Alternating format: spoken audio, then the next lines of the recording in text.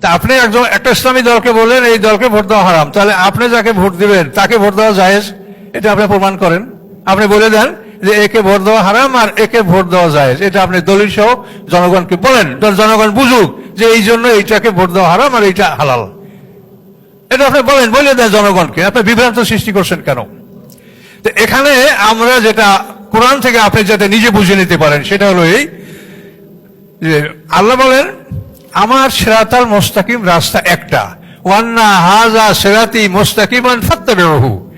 আমার এই একটা রাস্তা সিরাতাল মুস্তাকিম, সেই সিরাতাল মুস্তাকিম রাস্তাটা হলো আল কোরআন। সিরাতাল মুস্তাকিমটা রাস্তা, এই রাস্তার প্ল্যান দাতা হলো স্বয়ং আল্লাহ তাআলা, এই রাস্তার চিফ ইঞ্জিনিয়ার হলেন মুহাম্মদ রাসূলুল্লাহ সাল্লাল্লাহু আলাইহি ওয়াসাল্লাম, এই রাস্তা নির্মাণের লেবার হচ্ছে সাহাবায়ে কেরাম, এবং রাস্তা তৈরি করার মাল ও ম্যাটেরিয়ালস হচ্ছে এই দুই মনাটের মধ্যে যা আছে, এইটা হলো রাস্তা তৈরি করার উপাদান। এর দিয়ে রাস্তা তৈরি করবেন। আল্লাহ এই হচ্ছে আমার রাস্তা।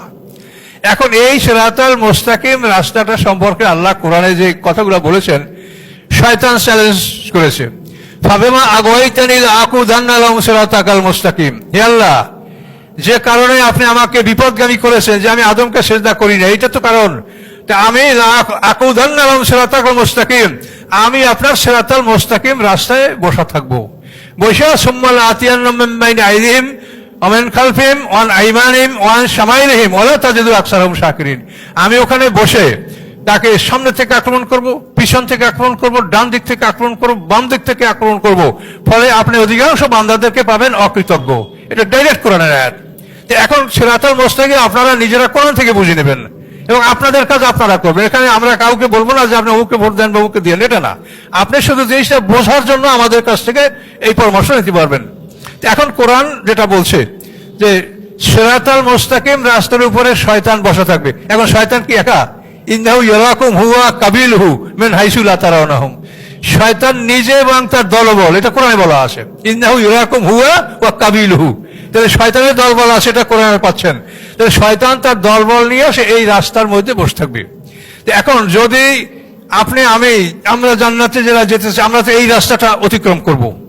এখন এই রাস্তা অতিক্রম করতে গেলেই শয়তানের সাথে আমাদের সাথে দেখা হবে, দেখা হলে তখন সংঘর্ষ হবে, তখন আমরা মারপিট করব, আমরা মার খাবো, মরবো, মারবো, ওরাও মারবে, মরবে। এই নাম হলো জিহাদ ফি সাবিলিল্লাহ, যে আমরা শয়তানের সঙ্গে মোকাবেলা করে তাকে পরাজিত করে আমরা সামনে অ্যাডভান্স করবো। কি ঠিক না বলেন?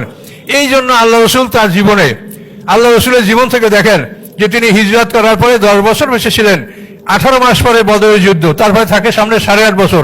এই 8.5 বছরে আল্লাহ রসুল 85টা যুদ্ধ করেছেন।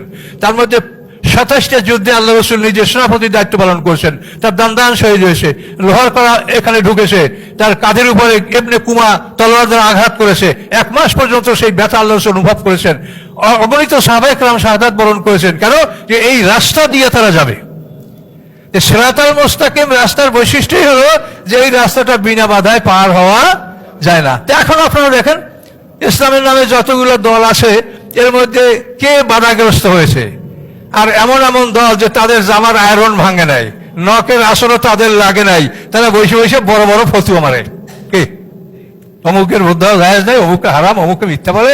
তুমি কি করেছো? তোমার জীবনে তোমার শরীরে একটু নখের আসর লেগেছে?